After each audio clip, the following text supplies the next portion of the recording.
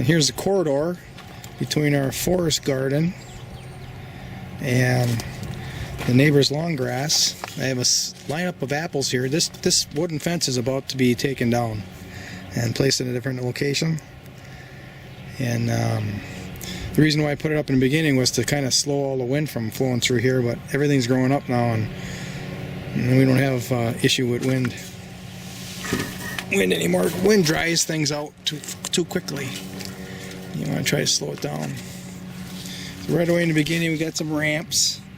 They're growing in the deep shade of an elderberry here along with that fence. That's a nice little batch of ramps right there.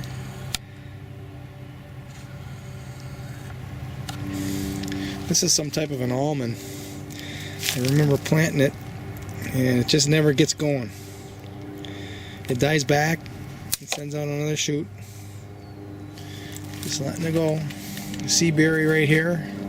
This is fixing nitrogen for the Sam Doll elderberry on the other side of the fence. And then this lineup of apples I've got grafted. Various apples that I don't know what they are from trees from the local area. So let's see if we can see when I grafted. See a graft mark here. Right here. Here's a graft mark on this one. I grafted them a little high.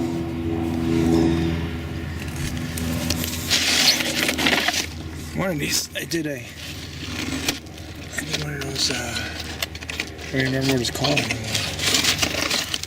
That right here, just, you can't even see the marks of it anymore. That was the graft. This tree is totally together. I gotta keep these tubes on or the mice girdle them in the winter.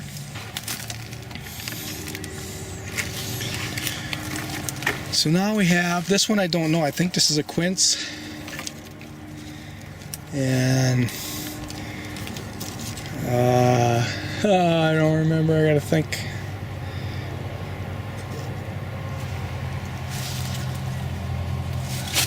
I think this is a pear tree. This is a Siberian pea shrub. I don't think it's illegal to plant those in Wisconsin anymore. Some ramps there on the ground. There's a Nanking cherry that I got ate.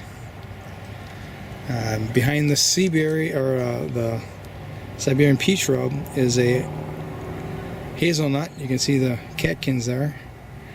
And then that's a sweet crab apple. And we have an aronia.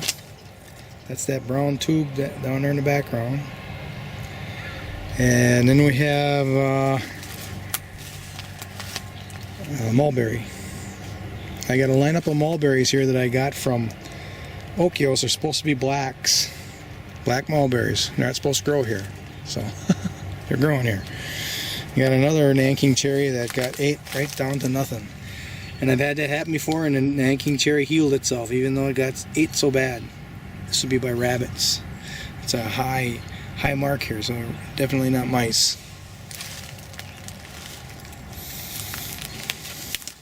This corridor was planted at ribes and mulberries. And so here's a ribe right here. This is a black currant. There's another one, the same variety. I planted a bunch of goji berries back here too, and none of them survived. And these are some magnificent black currants right here. And I've been tip layering them as I go. These are all fresh ones that I did like this week. Every place where a branch was bending low, I would bury it in the ground. And now each one of those tips are going to become a plant. This one here was all growing very, very high, so I didn't tip layer anything out of this one. This actually was a tip layer from that plant originally, so this is that plant. One of these is just a monster black currant. It's like twice the size of a normal one. This magnificent plant right here is a jostaberry. It's taller than I am. That's pretty big for a ride. You can see well, now that I got it shaded, you can't see the well there. That's the base. You see, you got tips plant it in again. There's another Nanking cherry that the rabbits ate to nothing. So that's the sort of thing. You just, you got to be careful where you plant things. You got to think about the predators. And these Nanking cherries I've got aren't productive anyways. They haven't done anything, so I'm just going to let them go. Here's a black velvet gooseberry in here. Yeah, black velvet. It's up here. So maybe this year or next year I'll get something out of it. There's a jostaberry right along the fence. Here's another of those, however you want to pronounce it. Jonkier? Van Teet. This is an Oris 8. Now for 2 years in a row it gave me great berries that were really sweet. But now lately it's been kind of like a tart, turned into this tart berry. And the leaves here have some type of a problem with them. So I don't know. Looks pretty healthy this year. We had a couple bad years in a row for winters. Maybe it just doesn't like the winter. This is a gooseberry I just transplanted in here from main crop garden number 4. I'm gonna slowly, I've been nursing gooseberries in my main crop gardens on the edges, and I'm gonna slowly transplant the ones with thorns out of there.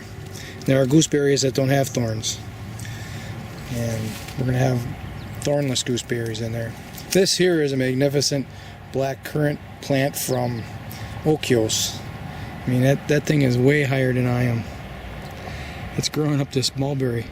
This mulberry tree is a really good one. It's got big black, not big one, it's got prolific amount of black mulberries on it. They're really sweet. So I got a white currant here, and a black currant, a white currant, and black currant. So that we got some variety of colors. You can see we've got, right here we've got bunch of tip layers in here. Oh, there's a bunch of them. I did a whole bunch on this one because this is a really good plant. It's all along. And some of these tips, they have new shoots coming out that are growing up. Like a 90-degree bend. Let's see if we got one in up here someplace. It's actually even more of a bend than this. You can see how there's a curl to this. It's actually really, some of these are really 90-degree bend to them. And those are the ones that are down lower, and I'm putting those in the ground, and then the tips are coming up. So now it's going to grow roots down here, and then it's not going to have to grow a shoot here to have anything green or a brand new shoot coming out of the root system. This is going to be the plant, and it'll develop faster.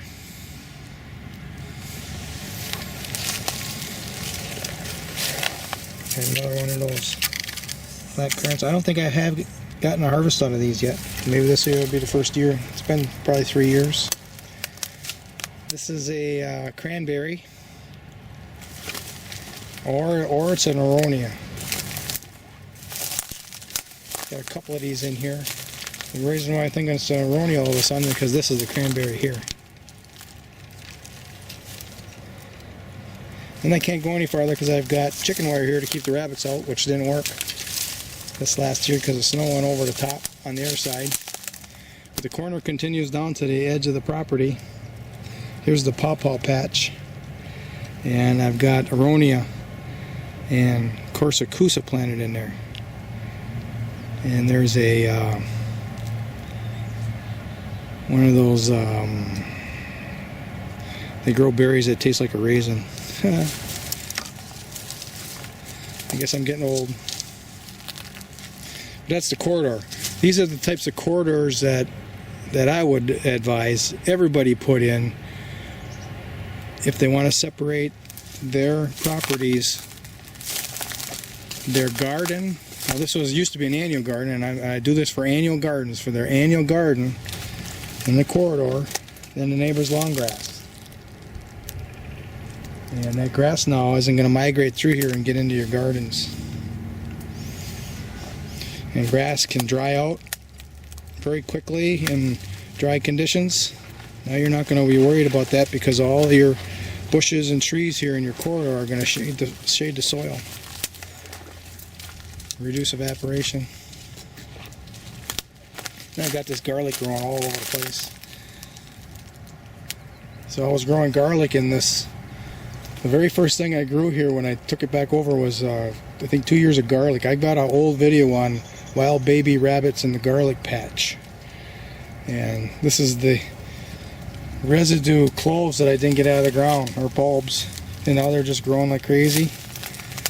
Let's see if I get there's a really big patch back here. I'm coming back here and I'm actually harvesting them once in a while. Just dig a whole big bunch out and then I pull them apart. But look at this. This is what happens when you don't harvest garlic for, that might be 6 or 7 years ago now. Look at how many are growing together. They're even coming out of the ground now. Well, this one's ripe to be taken out of there. I should start replanting some of them. There's another one right there. And all the way up the line. Gotta be careful where I walk so I don't break off one of those black currant tips. Here's one of the black currant varieties I have right here. That's blacksmith. Oh, I just broke it. Getting old. Blacksmith. And there's another tag over here. These were the original 2 that I got. Actually, I think I bought 5 of them. That's Crusader. You want to cross-pollinate those too. Here's all that garlic. And there's a lot of fruit trees that just love to have garlic going on. No big deal. Alright, we're working our way out. Some peonies growing right there. My grandma's peonies growing in deep shade. These little red tips. Along with the garlic mustard. We've been harvesting some garlic mustard and eating it. We gotta harvest more. I don't bring it inside to eat it, I just eat it out here. But that's it. That's the end of our tours. It's gonna be really cold next week, so there'll be time to put some of these up. Alright.